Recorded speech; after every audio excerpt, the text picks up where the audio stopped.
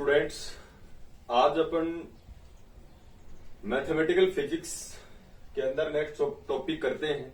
और इससे पहले अपन डिस्कस कर चुके हैं प्रत्यास्थता, प्रतिबल और विकृति के बारे में, जिसमें अपन ने 3 प्रकार के प्रतिबल पढ़े हैं और 3 प्रकार की ही विकृतियां पढ़ी है। जिसमें 3 प्रकार के प्रतिबल थे: अनुदैर्घ्य प्रतिबल, अभिलंब प्रतिबल और अपरूपण प्रतिबल। और 3 ही अपन ने पढ़ी हैं विकृतियां: अनुदैर्घ्य विकृति, आयतन विकृति और अपरूपण विकृति। इसके बाद में अपन टॉपिक करते हैं प्रत्यास्थता गुणांक, इलास्टिसिटी कोफिशिएंट्स, और इसको अपन इलास्टिसिटी या मॉडुलस ऑफ इलास्टिसिटी भी बोलते हैं। और इसी टॉपिक का दूसरा नाम है हुक का नियम, हुक्स लॉ, जो काफी इंपॉर्टेंट है। हुक नाम का साइंटिस्ट है देखो, और इसने 1678 में यानी 1678 में प्रतिबल और विकृति में एक संबंध स्थापित किया, और जिससे कुछ कोफिशिएंट बाहर निकल के आए। उन कोफिशिएंट को इन्हें इलास्टिसिटी कोफिशिएंट कहा है, यानी कुछ गुणांक उसको मिले, उसी को उन्होंने बोला प्रत्यास्थता गुणांक। तो हुक का नियम क्या कहता है? इस नियम के अनुसार, अकॉर्डिंग टू दिस लॉ, इस नियम के अनुसार, अब छोटे नंबर के अंदर एग्जाम में प्रत्यास्थता गुणांक के नाम से पूछ सकता है या हुक के नियम से पूछ सकता है। इस नियम के अनुसार प्रतिबल जो स्ट्रेस होता है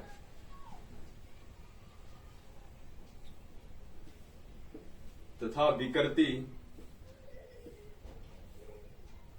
एक दूसरे के, प्रतिबल तथा विकृति एक दूसरे के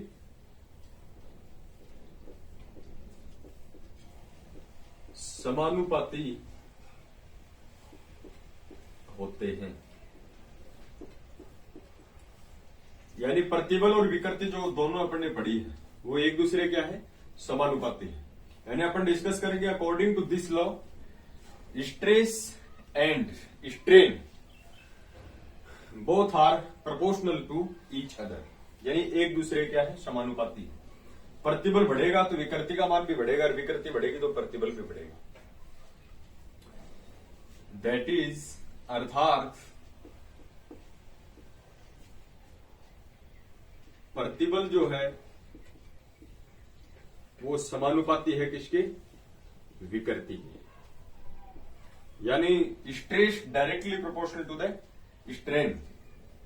और अपन बात करें कि प्रतिबल समानुपाती का चिन्ह हटाएं तो एक कांस्टेंट ले लिया हुक ने, और वो constant elasticity, E for elasticity ले लिया, और ये हो गया ई इंटू विकृति। जहां ई क्या है? एक समानुपाती नियतांक है। जहां ई एक समानुपाती नियतांक है, where E is a proportional constant, जिसे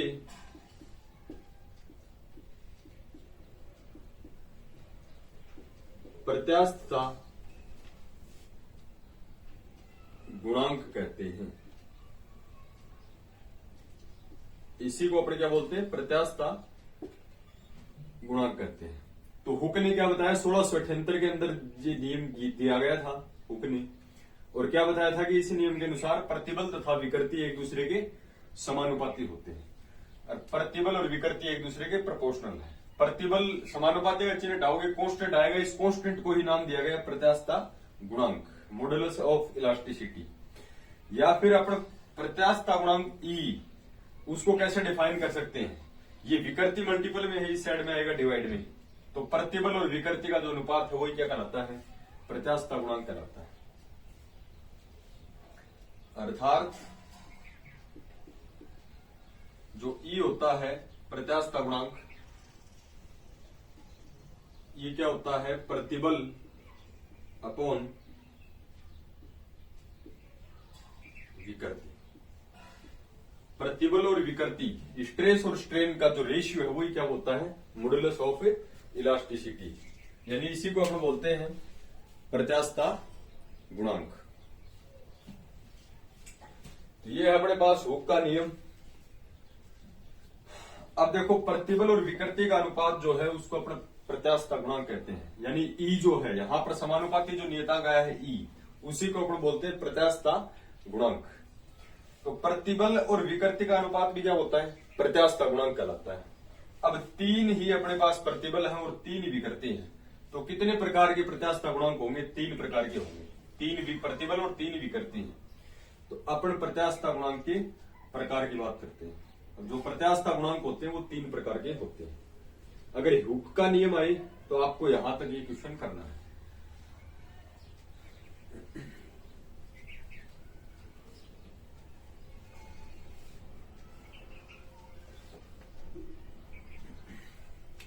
यानी प्रत्यास्थता गुणांक है तीन प्रकार के, और पहला जो प्रत्यास्थता गुणांक है वो है यंग का प्रत्यास्थता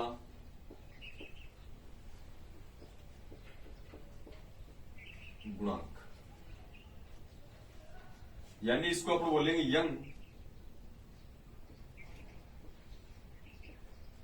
मॉड्यूलस ऑफ इलास्टिसिटी। सबसे पहले जो अपन डिस्कस करेंगे वो है यंग का प्रत्यास्थता गुणांक। अब प्रत्यास्थता गुणांक जो क्या होता है, प्रतिबल और विकृति का अनुपात होता है। तो सबसे पहले अपने को ये देखना है कि प्रतिबल पहला कौन सा है, अनुदैर्घ्य प्रतिबल, और पहली जो विकृति है स्ट्रेन जो है वो कौन सी है, अनुदैर्घ्य विकृति। अब प्रतिबल अगर विकृति के समानुपाती हो गया हुक के नियम के अनुसार, तो अनुदैर्घ्य प्रतिबल है वो अनुदैर्घ्य विकृति के क्या होगा, समानुपाती होगा। यानी पहला ही प्रतिबल आपको उठाना और पहली विकृति उठानी है। तो यंग के अनुसार, फिर यंग ने क्या बताया था, यंग के अनुसार, यानी जो हुक्स लॉ है उसी को मॉडिफाई किया। यंग के अनुसार अनुदैर्घ्य प्रतिबल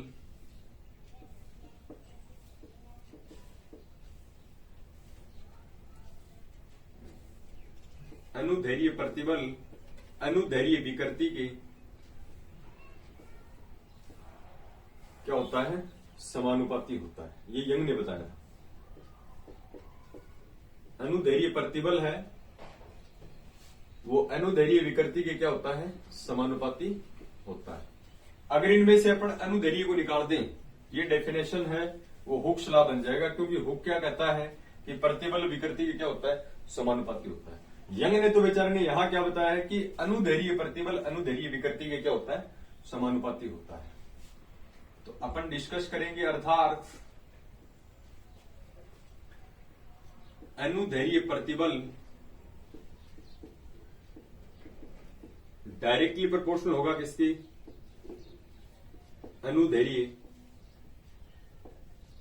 विकृति के, क्योंकि प्रतिबल दुनिया का कोई हो, विकृति के क्या होगा, समानुपाती होगा। और यहां से अनुदैर्घ्य प्रतिबल लॉन्गिट्यूडनल जो स्ट्रेस है, समानुपातिक चिन्ह हटाएंगे, कांस्टेंट लगाएंगे। और जैसे हुक्स लॉ ने कांस्टेंट लगाया था ई, वैसे यंग ने क्या लगाया है, ये वाई, यानी ये हो गया वाई इंटू अनुदैर्घ्य विकृति। और यहां से वाई जो है ये क्या आएगा, अनुदैर्घ्य प्रतिबल और बट्टा में विकृति कौन सी, अनुदैर्घ्य विकृति। ये हो गया यंग गुणांक का फॉर्मूला, ठीक है।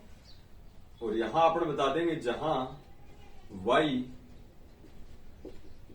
यंग गुणांक कहलाता है, जहां y यंग गुणांक कहलाता है। तो ये है यंग का प्रत्यास्थता गुणांक y इक्वल्स टू अनुदैर्घ्य प्रतिबल और अपोन में अनुदैर्घ्य विकृति। तो ये है पहला प्रत्यास्थता गुणांक, यंग का प्रत्यास्थता गुणांक। दूसरे प्रत्यास्थता गुणांक की अपन बात करते हैं,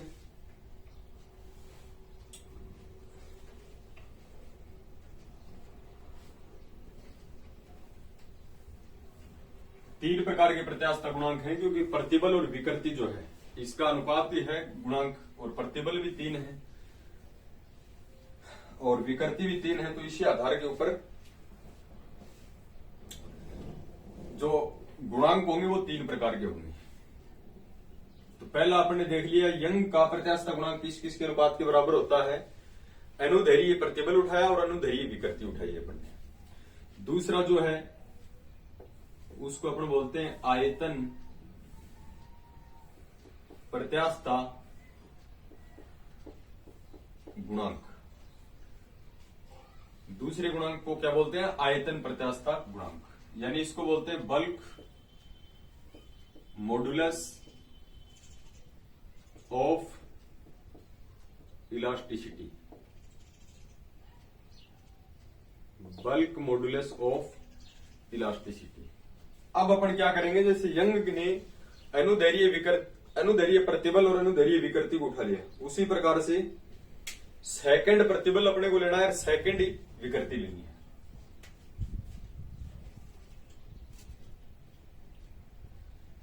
किस किस का अनुपात होगा?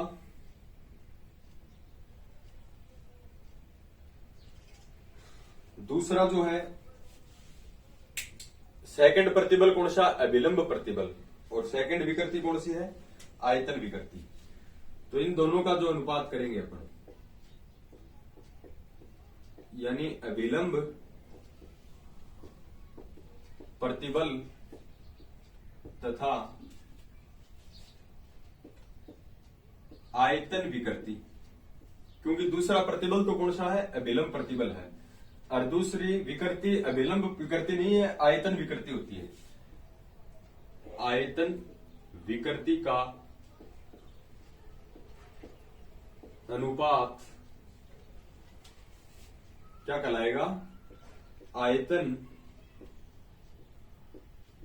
प्रत्यास्था गुणांक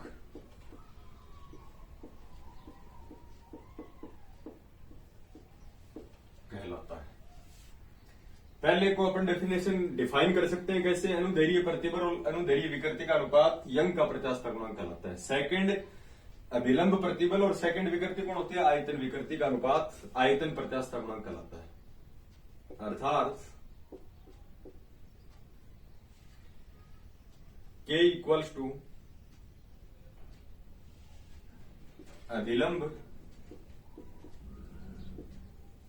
प्रतिबल और डिवाइडेड बाय आयतन विकृति। और इसको और डिफाइन करो आप, जैसे यंग वाले को भी आगे कर सकते हो। इनका फॉर्मूला लिख के, अभिलंब प्रतिबल का फॉर्मूला क्या होता है? प्रतिबल कौन सा भी हो, फॉर्मूला होता है F अपॉन E, और अपॉन में आयतन विकृति। आयतन विकृति क्या है? आयतन में परिवर्तन, और अपॉन में प्रारंभिक आयतन। ये V ऊपर चला जाएगा तो K इक्वल्स टू अपन लिखते हैं F इंटू V और अपॉन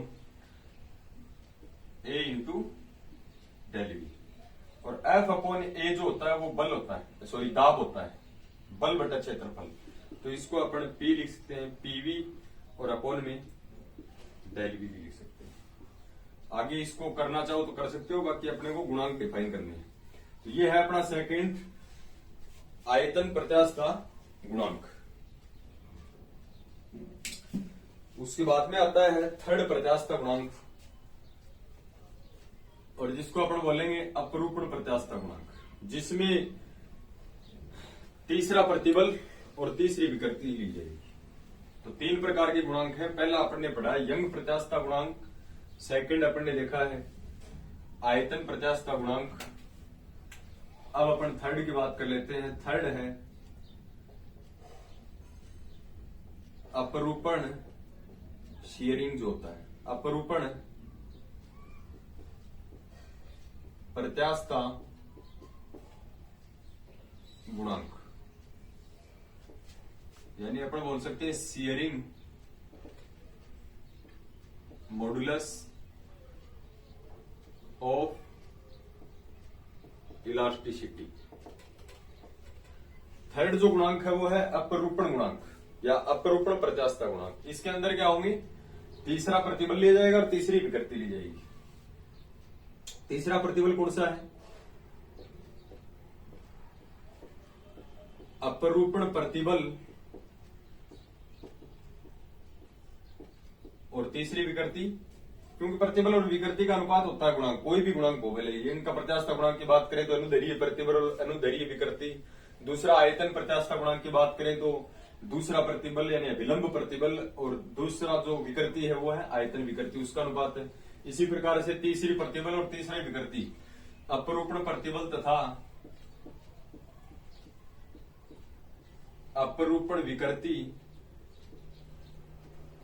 का अनुपात कौन सा गुणांक कहलाएगा? अपरूपण प्रत्यास्थता गुणांक कहलाता है। अर्थात इस अपरूपण प्रत्यास्थता गुणांक को ईटा से लिखते हैं। अपरूपण प्रत्यास्थता जो गुणांक है इसको अपन किससे लिखेंगे? ईटा से लिखेंगे। ईटा इक्वल्स टू किस किस का अनुपात है?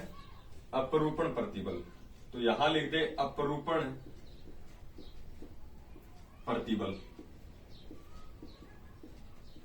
और अपॉन में अपरूपण विकृति। अपरूपण विकृति, और इसको आगे करें तो ईटा इक्वल्स टू अपरूपण प्रतिबल, प्रतिबल कोई भी हो क्या होता है? एफ अपॉन ए, और अपरूपण विकृति को क्या लिखा था अपन ने? फाई से लिखा था। तो इसको एफ अपॉन ए फाई अपन लिख सकते हैं। तो ईटा इक्वल्स टू ये क्या हो गया? एफ अपॉन ए फाई। ये जो फॉर्मूला है ये किसका हो गया? अपरूपण प्रत्यास्थता गुणांक का हो गया। तो ये तीन प्रकार के प्रत्यास्थता गुणांक हैं अपने पास।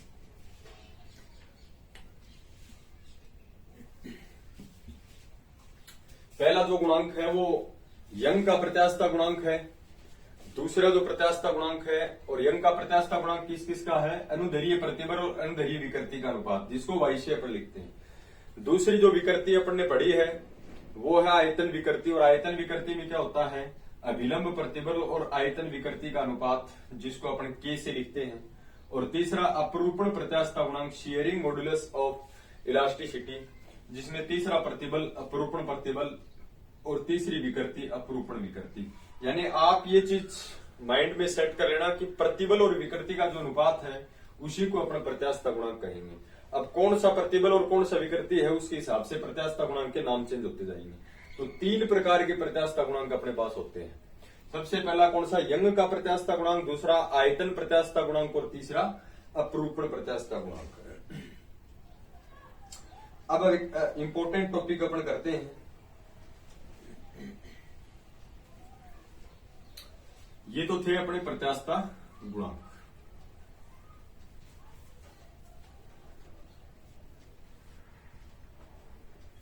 उसके बाद में अपने पास इंपॉर्टेंट है पवासो अनुपात, वेरी वेरी इंपॉर्टेंट। इसको बोलते हैं पवाइज रेशियो।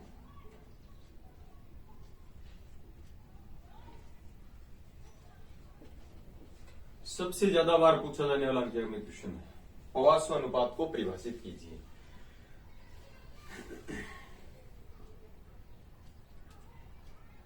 देखो ये क्या कहता है। सबसे पहले अपन इसमें डायग्राम की जरूरत पड़ेगी, तो सबसे पहले अपन एक कोई प्रत्यास्थ तार लेते हैं। जैसे रबड़ की बात कर ली अपन, रबड़ लेते हैं, प्रत्यास्थ है। प्रत्यास्थ का मतलब अगर इसकी लंबाई में अपन परिवर्तन करें तो इसकी लंबाई में परिवर्तन हो सकता है। ये अपने पास कोई वस्तु है। और इस वस्तु की जो लंबाई है, प्रारंभिक लंबाई, वो L है, और इसकी जो मोटाई है वो है D। ठीक है, कोई वस्तु है अपने पास प्रत्यास्थ है जिसकी लंबाई है वो L है और इसकी जो मोटाई है वो D है। ये पवासो नाम का साइंटिस्ट ये क्या कहता है, अगर ये वस्तु प्रत्यास्थ है तो इसके ऊपर अपन भार लटकाएं या बल लगाएं, कोई बाह्य बल लगाएं, एक्सटर्नल फोर्स जो गुरुत्वाकर्षण के अलावा हो, तो इसकी लंबाई में क्या होगा, परिवर्तन होगा। तो इसका जो दूसरा अपन डायग्राम बनाए तो ये क्या कहता है कि लंबाई में तो परिवर्तन होगा लेकिन साथ साथ इसकी मोटाई कम होगी। इसकी लंबाई क्यों बढ़ रही है, क्योंकि इसकी मोटाई कम हो रही है। जैसे इस वस्तु को अपन खींचेंगे, ये प्रत्यास्थ है तो इसकी मोटाई कम होगी, वो लंबाई के अनुदिश बढ़ जाएगी। इसको अपन खींचेंगे तो ये इसकी मोटाई कम होती जाएगी। तो दो चीजों में परिवर्तन होता है, एक तो इसकी लंबाई में परिवर्तन होता है, एक इसकी मोटाई में परिवर्तन होता है। मान लो कि अपन ने इसको बल लगा के खींच दिया तो इसकी विड्थ है वो कम हो गई। अब ये इतना अपन ने वृद्धि कर दी, यानी लंबाई में परिवर्तन अपन कितना मान ले, स्मॉल एल मान ले, और इसकी मोटाई में भी परिवर्तन हो गया। इसकी मोटाई में जो परिवर्तन है वो अपन मान ले डेल डी। ठीक है, पहले इसकी मोटाई थी डी, अब इसकी मोटाई में परिवर्तन हो गया डेल डी। तो ये मोटाई जो है वो इसकी कितनी बची, पहले डी थी, अब कितनी कम हो गई, डेल डी। तो अब की जो मोटाई है वो कितनी है, डी माइनस डेल डी। ठीक है, लंबाई में वृद्धि हो गई लेकिन मोटाई में क्या हो गई, कमी हो गई। तो पवासो अनुपात को ध्यान से सुनिएगा कि पवासो क्या करता है, अगर किसी वस्तु पर बल लगाया जाता है या किसी भी वस्तु की लंबाई के अनुदिश, जैसे ये वस्तु है इसकी लंबाई के अनुदिश इसके ऊपर बल लगाया जाता है तो इसकी लंबाई में परिवर्तन होता है, और लंबाई में परिवर्तन होने के साथ साथ इसकी मोटाई में भी क्या परिवर्तन होता है, परिवर्तन होता है। लंबाई में बढ़ेगी, वृद्धि होगी, और मोटाई कम होगी, यानी दो चीजों में परिवर्तन होता है, यानी दो प्रकार की विकृति उत्पन्न होगी। एक को लंबाई में जो परिवर्तन होता है उसको तो अपन बोलते हैं अनुदैर्घ्य विकृति, और साथ साथ में जो मोटाई में परिवर्तन होता है उसको अपन बोल सकते हैं पार्श्व विकृति। तो ये पवासो अनुपात है वो किस प्रकार से आएगा, देखो रटना नहीं है बिल्कुल भी, काफी इंपॉर्टेंट है। यदि किसी वस्तु पर लंबाई के अनुदिश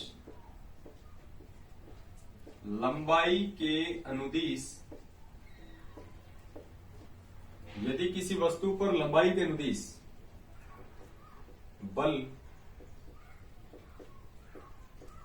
लगाया जाता है, यदि किसी वस्तु पर लंबाई के अनुदिश बल लगाया जाता है, जैसे अपन ने लंबाई के अनुदिश इसको बल लगाएंगे, तब लंबाई में वृद्धि होगी क्योंकि वस्तु प्रत्यास्थ है, लंबाई में वृद्धि होती है परंतु वस्तु की मोटाई में क्या होगी, कमी होगी। परंतु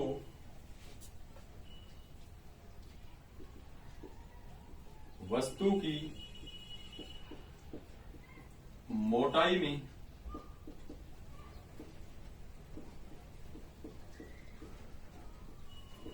कमी होती है।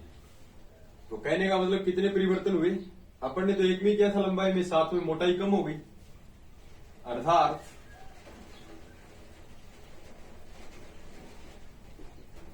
वस्तु में दो विकृतियां, एक तो लंबाई के अनुदिश और एक मोटाई के अनुदिश, दो विकृतियां उत्पन्न होती है। क्योंकि लंबाई बढ़ेगी और मोटाई क्या होगी, कम होगी, क्योंकि इसकी लंबाई में वृद्धि होगी तो इसकी मोटाई कम हो जाएगी। तो ये दो विकृतियां कौन सी है, देखिए पहली जो विकृति है पहला तो क्या हुआ, लंबाई में परिवर्तन। और जो किसी वस्तु में लंबाई के अनुदिश परिवर्तन होता है उसको अपन पढ़ चुके हैं अनुदैर्घ्य विकृति। तो एक तो अनुदैर्घ्य विकृति तो उत्पन्न होगी, यानी इसको अपन लिखें, इस सबसे पहले जो विकृति होगी वो होगी अनुदैर्घ्य विकृति। और विकृति दो उत्पन्न होंगे। तो विकृति क्या होती है, विकृति होती है अनुपातिक परिवर्तन, और अनुदैर्घ्य विकृति क्या होती है, लंबाई में परिवर्तन और अपोन में प्रारंभिक लंबाई। यही तो होती है अनुदैर्घ्य विकृति। या इस अनुदैर्घ्य विकृति को अपन किससे लिख दें, अल्फा से लिख देते हैं। अनुदैर्घ्य विकृति आ गई, लंबाई में परिवर्तन और अपोन में प्रारंभिक लंबाई। दूसरी जो विकृति उत्पन्न होगी उसको बोलते हैं अपन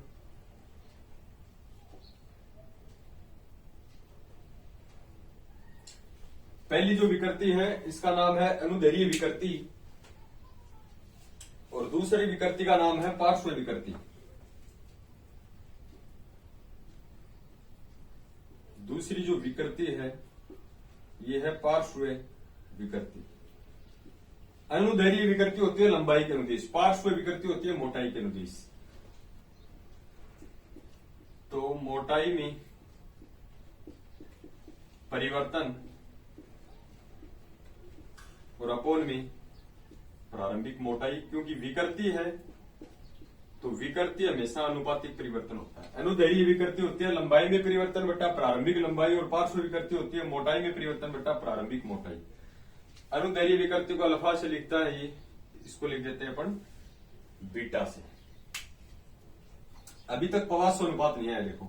और फिर ये कहता है पार्श्व विकृति और अनुदैर्घ्य विकृति का अनुपात करो, यानी बीटा और अल्फा का।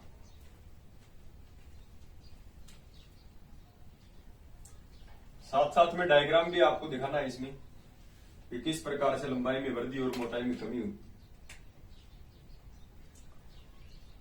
अब अपन बात करते हैं पार्श्व विकृति तथा अनुदैर्घ्य विकृति का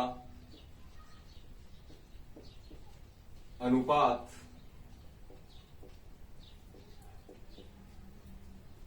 पवास्व अनुपात कहलाता है। वेरी वेरी इंपॉर्टेंट, पवास्व अनुपात कहलाता है। पार्श्व विकृति और अनुदैर्घ्य विकृति का अनुपात पवास्व अनुपात कहलाता है। और इस पवास्व अनुपात को अपन सिग्मा से लिखते हैं।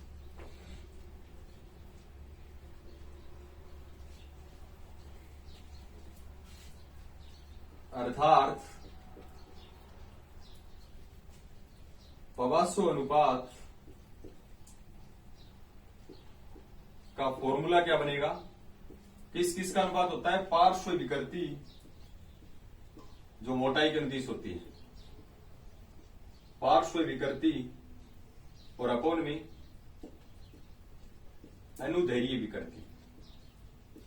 पार्श्व विकृति और अपोन में है अनुदैर्घ्य विकृति।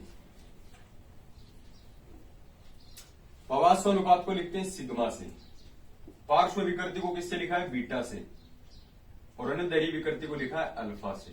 तो बीटा अपॉन अल्फा क्या होता है, पवास्व अनुपात, यानी पॉइजन रेशियो होता है।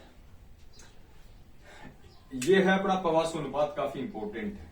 तो पवास्व अनुपात किस चीज का अनुपात है, पहले तो आपको बताना है कि अगर किसी वस्तु को लंबाई के अनुदिश अपन बल लगाएं तो उसकी लंबाई में परिवर्तन होगा और मोटाई में भी परिवर्तन होगा, यानी दो प्रकार की विकृतियां उत्पन्न होंगी। लंबाई के अनुदिश जो विकृति है उसको अपन बोलते हैं अनुदैर्घ्य विकृति, और मोटाई के अनुदिश जो विकृति होगी उसको अपन बोलते हैं पार्श्व विकृति। और पवास्व ने क्या कहा कि पार्श्व विकृति और अनुदैर्घ्य विकृति का अनुपात ही पवास्व अनुपात कहलाता है। इसको सिग्मा से लिखते हैं, सिग्मा इक्वल्स टू क्या हो गया, बीटा अपॉन अल्फा। अब कंपटीशन एग्जाम में क्वेश्चन पूछता है कि सिग्मा की वैल्यू कहां से कहां वेरी कर सकती है, यानी पवास्व अनुपात का सीमांत मान क्या होता है, और उसके अंदर 4 ऑप्शन दिए हुए आपको मिलते हैं।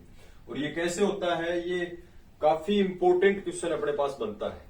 एक क्वेश्चन आता है अपने एग्जाम में भी आता है कि पवास्व अनुपात का सीमांत मान कितना होता है, सिद्ध कीजिए, यानी इसकी लिमिटेशन जो वैल्यूज है यानी ये पवासो अनुपात सिग्मा की जो वैल्यू है वो कहां से कहां हो सकती है। तो सबसे पहले मैं आपको बता देता हूं कि पवासो अनुपात का सीमांत मान -1 से स्टार्ट होता है और 0.5 के बीच में होता है।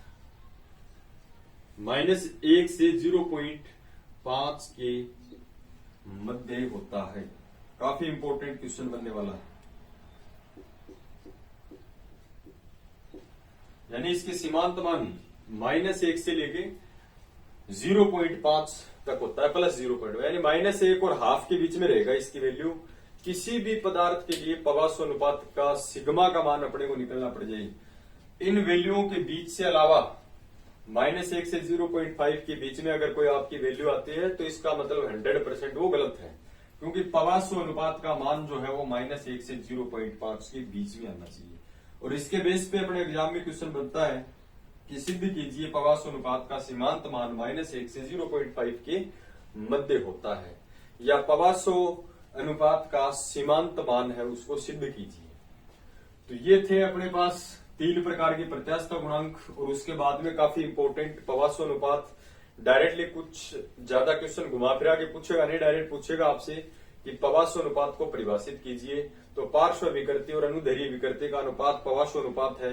लेकिन पहले आपको बताना पड़ेगा कि 2 प्रकार की विकृतियां किस प्रकार से उत्पन्न होती है। अनुदैर्घ्य विकृति और पार्श्व विकृतियां वो किस प्रकार से उत्पन्न होती है।